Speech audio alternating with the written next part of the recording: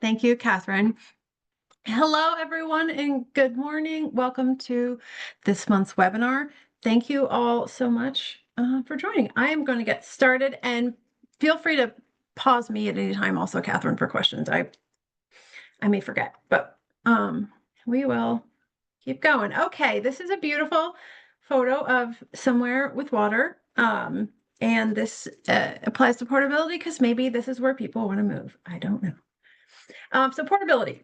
Portability is a term used to describe a voucher holder's ability to move from one PHA's jurisdiction to another. So DOH, as you all know, is kind of unique because our jurisdiction is the entire state of Colorado. When a person moves within the state of Colorado with a DOH voucher, it's actually called an in-state transfer. And DOH does not port our vouchers within the state. Folks can port their vouchers out of state, federal vouchers that is, but any in-state moves are called in-state transfers. Portability and in-state transfers are not the same thing. They are in some states, but not with Division of Housing vouchers. When a DOH voucher moves in Colorado, I just said this is called an in-state transfer, and it remains with DOH even if they've moved to another area of the state. I feel like I mentioned this at some point. Oh, here we go. HUD regulations require that a current participant be in good standing in the program in order to port their voucher out of the state. And at this time, only EHV and HCV vouchers are allowed to port. So those are our federal programs. As some of you may know, PSH is federally funded as well. And there are port process for PSH vouchers, but it's very rare that these are successful. So PHS vouchers, I've never seen one port, but there is a sort of complicated way for one to port. But for the most part, portability in our program only applies to HCV and EHV vouchers. So when I say in good standing, the voucher has to be, what does that mean? Participant owes no debt to the landlord, agency, or any PHA. So if someone's in a repayment agreement, we won't allow them to port. If a participant is in the middle of an eviction or a termination of the voucher, we will not allow them to port. And if they have not given their current landlord notice of their desire to move and it matches the lease or obtained a mutual rescission of lease, we will deny the port until they have done that. So part of the port process is asking for that 30-day or 60-day notice to a landlord and that it be signed by the landlord. So DOH denials for outgoing port moves, other than those folks not in good standing, there are very few reasons why we could deny an out-of-state port request. If the applicant, so meaning someone who just got a voucher, and I'll talk more about that in just a minute, who hasn't lived anywhere with a DOH voucher, an applicant who's not income eligible where they're wanting to move, we would have to deny the move. So try to think of an example of a higher cost area in the country. I'm going to use Hawaii because I'm guessing that's a higher cost area, and I'm guessing that my guess is correct. So if someone who is an applicant wanted to move to a higher cost area like Hawaii and they are not income eligible, then we would have to deny that port. Moves must also be denied for families that have moved out of their assisted unit in violation of their lease. That goes back to that 30-day notice. You can't break your lease and then also have your voucher in good standing. Both things cannot happen at the same time. You have to have finished your lease or have your landlord agreed with you to let you out of your lease, and we need verification of that before DOH can approve your port. There are some exceptions to these rules under VAWA, and then there's one additional reason that we can deny a port later in the presentation, but really other than those I've talked about and the one reason I'll talk about later, DOH cannot say no to a port for any other reasons at all. So for applicants, for those folks who have never lived anywhere with their DOH voucher, they have a searching voucher, but they've never actually moved in yet.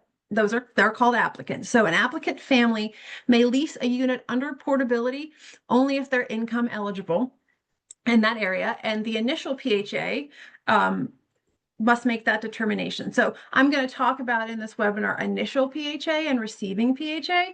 And so if someone's moving from DOH to somewhere else, DOH is going to be that initial PHA, and that receiving PHA is going to be, I'm going to keep using Hawaii, it's going to be where they're going. Or if someone's coming to DOH from Hawaii, then Hawaii would be that initial PHA and DOH would be that receiving PHA. So for applicants also, if neither the head of household or the spouse has legal residence in that initial PHA's jurisdiction at the time application, they cannot yet port. So that's that year rule that some of you may be familiar with. You have to live in the jurisdiction of your initial PHA for at least 12 months before you can request a port. So if someone it just gets pulled off a waiting list, which I know we haven't done in a long time in federal vouchers, but it will happen again someday. If someone's pulled off a waiting list and they have a license or an ID from another state, then we say to them, you have to live in Colorado for at least a year before you can port your voucher to another state. Say they have a Colorado ID and we can see on that ID or that driver's license that they received that driver's license over a year ago. That indicates to us that that applicant has lived in this state already for a year, so they can immediately port without having to live here for a year in our program. They can immediately take that voucher and port it to Hawaii. This can be waived sometimes with a reasonable accommodation request for a person with a disability or a household who has a person with a disability. And that requirement is also waived in the EHV program. So we aren't giving out new EHV vouchers to applicants, but at the time when we were, folks could port those out right away without waiting for that year living somewhere requirement. All right, so outgoing portability process, step one. So outgoing means they have a DOH voucher and they've lived here, they're a participant in our program, and they want to move to another state in the United States and or Puerto Rico. This is both. Well, the participant requests a portability with their housing coordinator at least 60 days prior to their move. And why do we require so much notice? We require so much notice because there is some time involved for the portability person at DOH to put all of the information together. There is some paperwork that we have to complete. And just because somebody says, I'm moving out today, can you complete it today, doesn't mean that they'll be able to do it that quickly. So we need a little bit of time to get all that paperwork together. And then there's that receiving housing authority when someone's outgoing. So say I'm sending all of that information to, let's now use Nevada. It may take Nevada several weeks to respond or to go through their process. So we can predict how long it will take on our side. It usually only takes about a week to get everything together on our side when someone requests support, but we cannot predict how long it will take that receiving housing authority. So we give that 60-day window so that folks know they have to wait before they can move, or they have to get there and then they'll be waiting. We want folks to know it can take 2 months. It rarely takes 2 months, but it can, and we want that leeway time in case something goes wrong with the port. So the first step after making sure you have that lead time is the coordinator and the family complete a family request for out-of-state port and then review it to make sure it's complete. On that form, which I wish I had put a picture of in here, I'm sorry that I did not. You need to confirm the city, county, or state or other identifying information for the family wants to live. There is a question on that form that says, what's the PHA? What's the housing authority where you want to go? That the family doesn't have to answer that because they may not know the name of the housing authority in Las Vegas, Nevada. But they have to make sure they indicate on that form that they want to live in Las Vegas, Nevada, or in Maricopa County, Arizona, some specific jurisdiction. And then if they don't identify the housing authority that they want to go to, what we will do is we will look up a housing authority in that jurisdiction that they identify, and we will send them to that housing authority. Sometimes there are lots of housing authorities in the same jurisdiction. And so we're going to choose the one that makes the most sense based on what the participant put on that form. So step 2 is that housing coordinator, after getting them to fill out that out-of-state portability request form, we're going to need all of these documents put together to send to the SPOC for the next step. So that family request completely filled out. Again, they don't have to identify the housing authority, but they need to identify the location as specific as possible to where they want to move within a state, city, county, etc. We need a notice to vacate signed by the landlord, or a mutual rescission of lease form signed by both the participant and the landlord, so that we know they're not in violation of their lease. Landlord knows they're leaving. We need an EIV report, And the reason we need that EIV report, even if they're none of their income is on that report, or if they don't have income and that EIV report says nothing, we still need that report because we are only able to see DOH participant EIV results. So if I worked for the Housing Authority in Nevada, I would not be able to see any DOH participants EIV report. So we need to give that to the Housing Authority where they're going, because the Housing Authority where they're going is not going to be able to pull that information out of EIV. So they have to have that paper verification in their file. So family request form, notice to vacate, EIV report, verifications of income. So if they have zero income, that's the verification for a zero income person. Or if they have a job, or if they have other information like, I don't know, veterans disability benefits, we need that verification because, again, the receiving PHA needs that information in order to calculate that person's rent when they find a place. A voucher issued for 120 days. There's often some confusion on whether you do this, the coordinator does it in Elite or doesn't do that voucher issuance in Elite. The process sheet that we have provided that we will send out with this webinar. I know Catherine sent out the slides this morning, but we'll also send out the process sheet that I believe is on our website, but we'll make sure it goes out again. It says do not issue the voucher in Elite. It says just hand issue a voucher and have them sign it. Well, sometimes folks still issue an Elite because it's part of the habit. And if that happens and it does get issued in Elite, that's okay. We may end up, well, we will end up changing that information in Elite, but it does happen, and it's not something we can't fix, but we prefer that you do not issue the voucher in Elite. Just write the dates on the voucher, have them sign it, and then the port person, when it gets to DOH, will actually do the Elite piece. You will need to process an annual reexamination if one is due within the next 4 months. So if their last reexam was done August 2024, they're going to need to have a new one in there. That's 4 months, right? Yep, that's 4 months. So that we can send that information to the new housing authority. So they have up-to-date information. The housing coordinator will also need to create a hold for HAP payments and then move the participant out of the unit in Elite.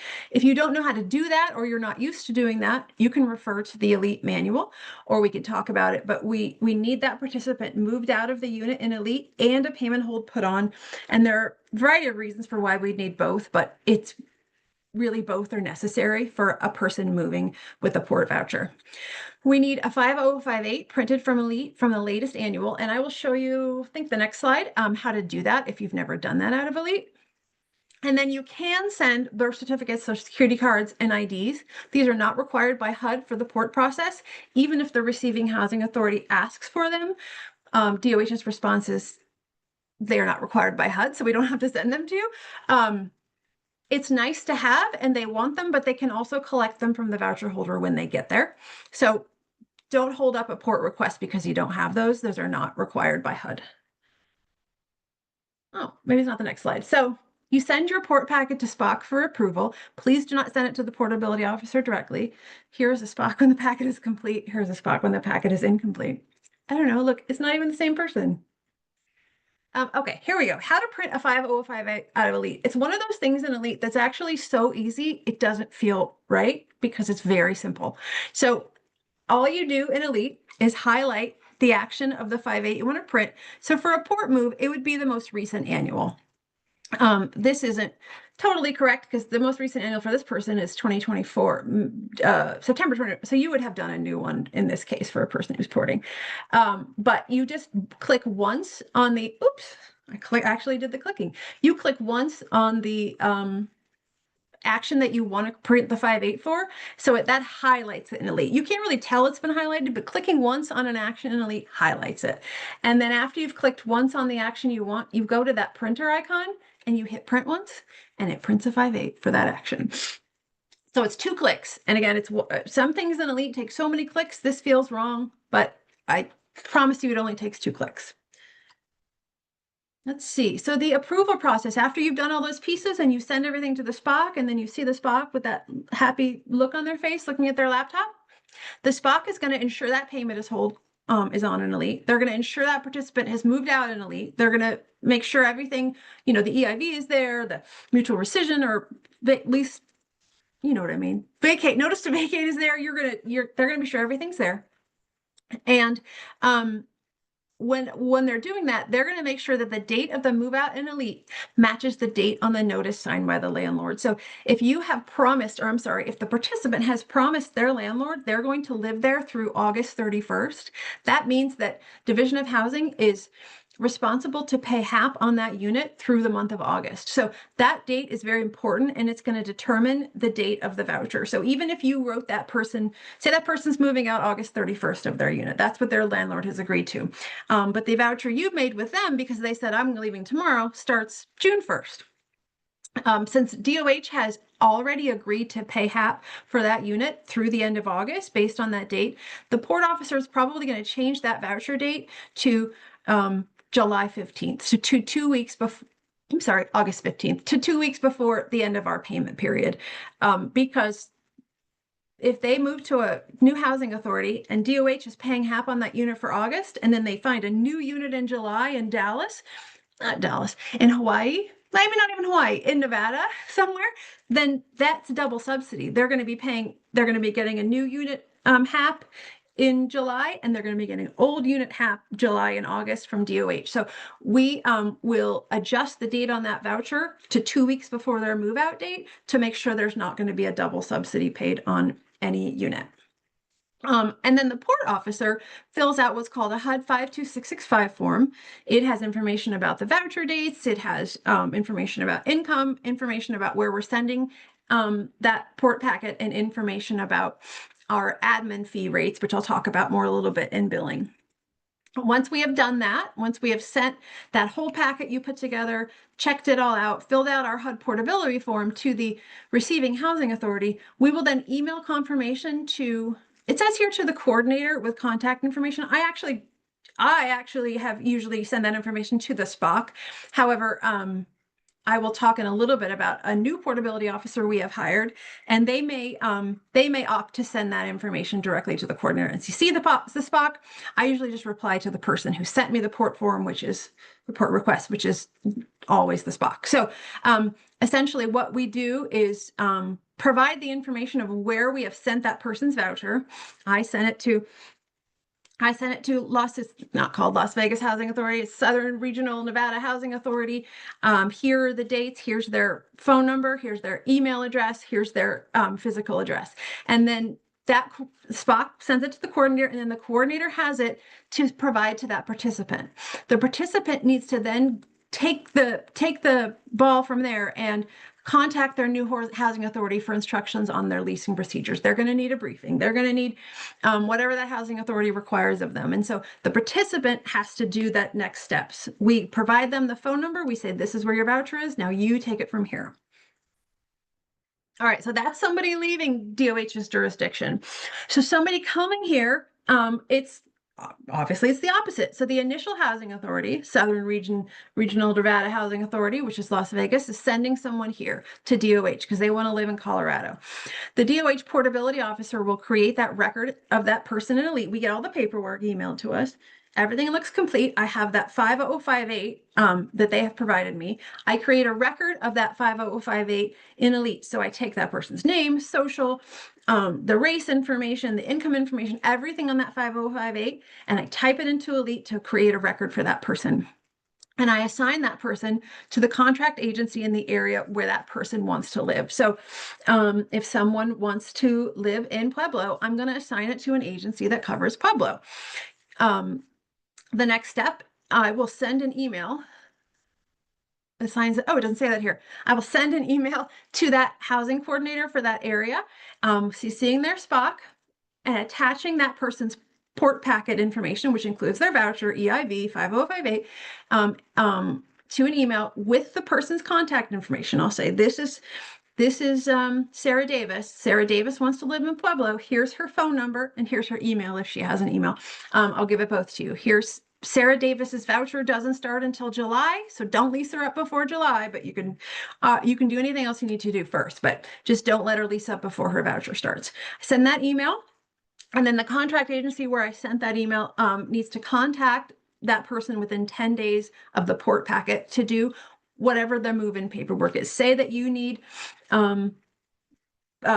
you want their birth certificate, you want their social security card, say you need their updated income information, you definitely need to give them a briefing, but say you want to get other things from them, you can start working on all of that, but even before their voucher starts, and you can do it ahead of their clock starting. You need to schedule a time to provide them that briefing. Everyone who comes in needs to have a briefing.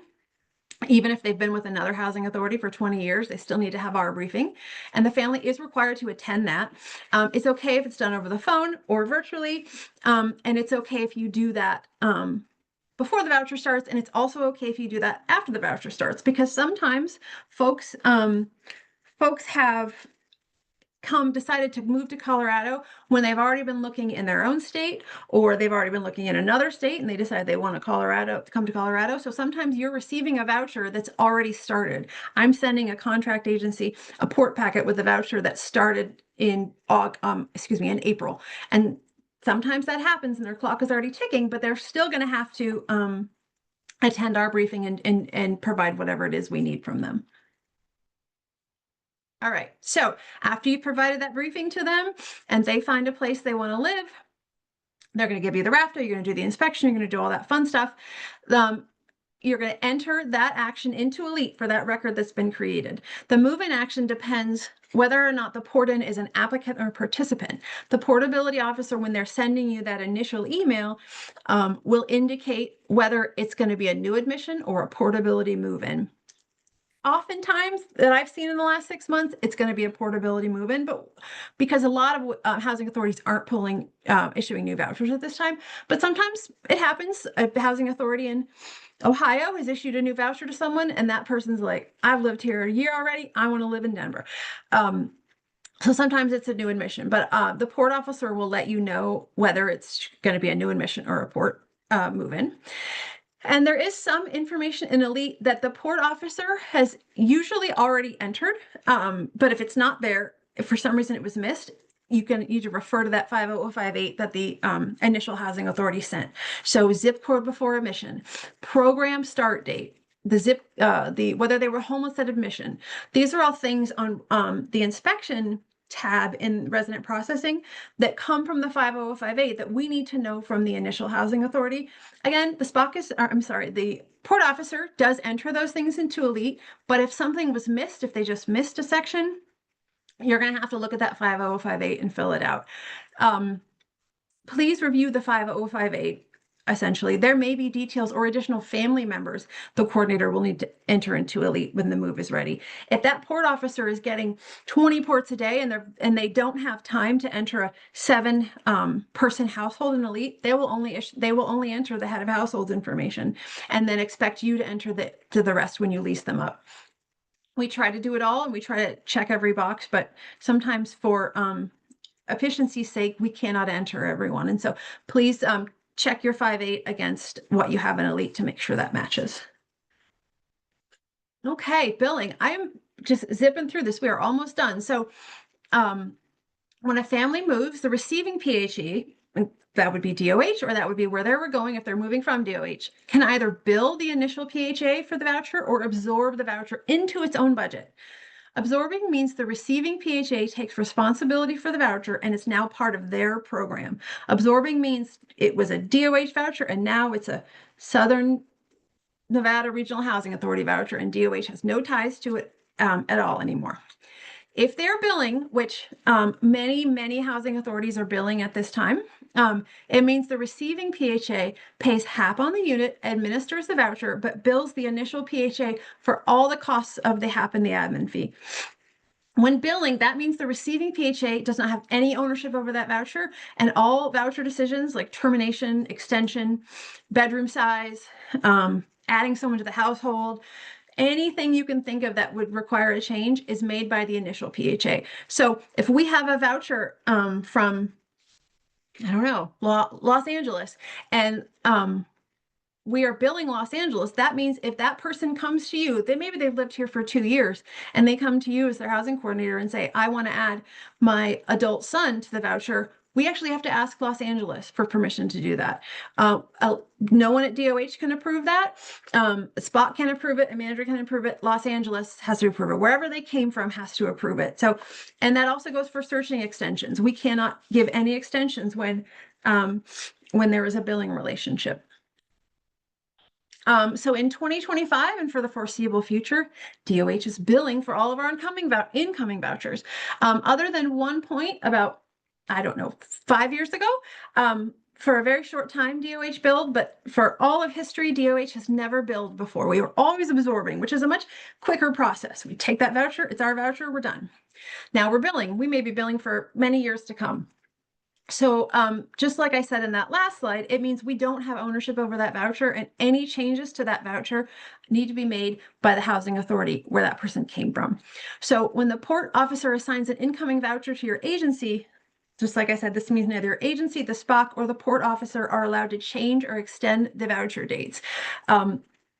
If you have extended the voucher date in Elite, or even if your SPOC made an error and did so, and then that voucher expires according to the dates on the port forms that were sent to us, it will not matter that you told that person they have an extension. Los Angeles County said they don't have an extension and their voucher has expired. There is nothing we can do about it because it's not our voucher, so we have no control over it. If the person does not turn in a RAFTA by the final voucher date, the voucher must be returned back to where they came from, their initial PHA, and we cannot grant voucher extensions. So I've tried to make that clear on emails to agencies when I'm sending them the port voucher, that you cannot give an extension, that any extensions have to go through the initial housing authority. And even if one is mistakenly given, DOH will not honor it. And that person may be up the river. I don't know if that's how you say it. They may be out of luck if they thought they had an extension because we mistakenly told them they did, but then the initial PHA where they came from says they do not. There's nothing we can do in those situations.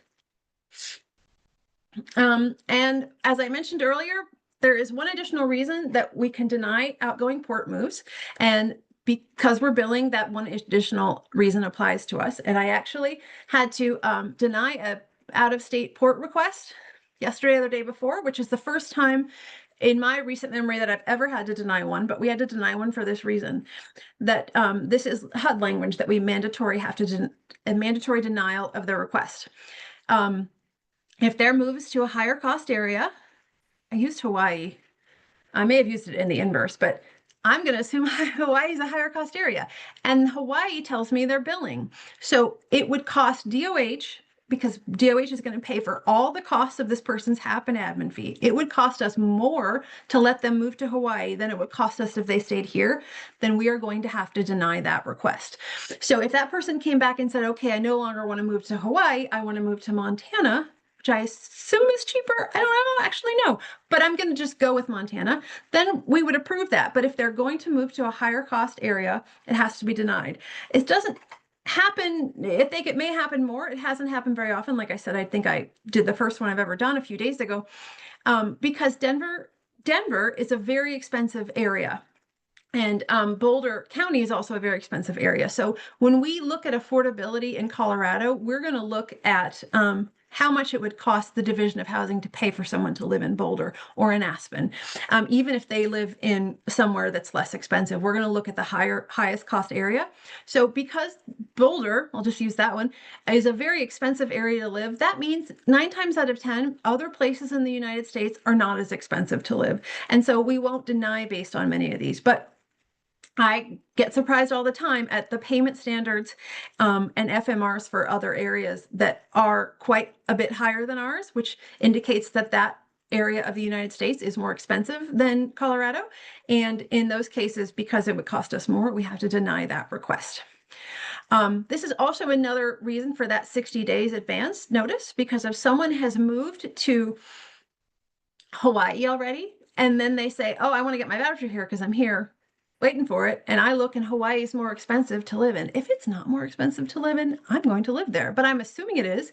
We're going to deny their request, and they're already there. And then they're up the river, so to speak. So please make sure folks are asking as in advance as possible. I'm not 100% certain, but I don't think VAWA even applies to this. This is again, I copied and pasted this from a HUD notice that is a mandatory denial of a request to move if they're moving to a higher cost area and that area is going to bill us. I think that is the end. Let's see.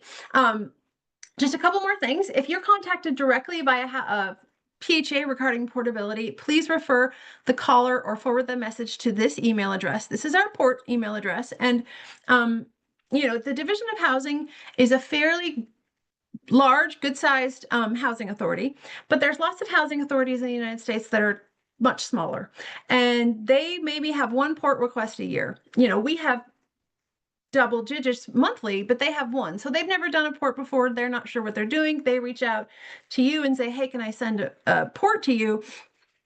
And not realizing that your agency has DOH vouchers and not realizing the process. So that does happen pretty often. So please just refer them to, or have your SPOC refer them to this email address. And going along with this email address, I would like to announce that we have hired a wonderful new person to be our portability officer. And I'm not sure he knows that's part of his title, is that he has been knighted an officer. But his name is Matthew Contreras, and he is going to be taking over the ports as I train him to take it over piece by piece. So part of the reason we need this great general email address, which you're welcome to provide to anyone asking, is that he can get in there and start doing ports as well. So welcome, Matthew. You are an officer. You are a port officer, and we're very happy to have you. And I think that's all I have. So if there are any questions, let me know. There are 3 questions that I did not feel confident answering. The first one, if an applicant ported out and ported back within a year, do we complete another briefing? Yes. Unfortunately, yes. It can be a phone it in kind of briefing. You're just talking real fast and getting things signed. But yes, you are required to do a briefing anytime they come back to our jurisdiction. Awesome. So another question, how do we know when a participant comes to us asking for an action that DOLA is billing the old PHA and we need to ask the old PHA for permission? Will our SPOC handle this? Like, what's the indicator to somebody opening up a record in Elite that this is a port that we're billing for? That's a great question. So we started billing in January 2025, and in all the port requests, on all the incoming ports that have been sent to agencies since that time, I have indicated in that email to the agency, you cannot give extensions. We have to ask the initial PHA. And although I don't say the word billing, that I tried to make that clear, and maybe we can add the word billing to that email. It will say in the increment, again, this is HCV. There's a few EHV port-ins, but I can't visualize the increment on this time in EHV, but there's much fewer. So in HCV, what it will say is HCV, the increment will say HCV port-in agency name. And that means we're billing, because if we weren't billing, it would just say HCV agency name, just like all your other vouchers in HCV do. But if it has the words port-in before your agency name on the increment, that means we're billing. That's going to be your quickest indicator. But I can happily add the word billing or have Matthew do that once he starts emailing folks, just to make it clear. One more question. In the port process, what is the difference for new admission versus port-in when conducting a briefing? For ports, we do not require vital docs. Is that the same for a new admission, since they were approved through the initial PHA, even though it's a new admission? That's a good question. If it is a new admission, that initial PHA would send us everything. Because they would, and by everything, I mean that person's entire file, because that entire file would only consist of their application and their identity docs and maybe some income verification in some forms. That's going to be that person's entire file and a voucher, because they haven't leased up yet. So they're going to send us that entire file, and we would have all of that. And you would then do our briefing, because we may have slightly different rules than the housing authority where they came from. It's not happening as often because I haven't seen in my port work, I haven't seen many housing authorities who are issuing vouchers off of waiting lists at this time. But in the future, it may start happening again. And in that case, they send us the whole file. So we have all of that information, but we do still have to brief them, or if there's something missing, we would have to get that from the applicant, the social security card copy or what have you. Does that answer it? I feel like there might have been a second part of the question that I forgot. No, I think that answered it. Thank you. All right, well, that's all the questions so far. Tiffany, I did see you had your hand up at one time. I'm not sure if you had a question or wanted to add something in addition. It said Tiffany's iPhone. So I assume that was our Tiffany, but let me know. Put your hand back up if you wanted to ask a question or add something to the conversation. That looks like all the questions. Thank you all. And then I'm sorry, one follow-up. We are going to send out the process sheet for ports, Yes. and potentially an out-of-state port form. We can follow up to our email that was sent this morning and include those documents. Okay. Great. Well, we're going to stop recording.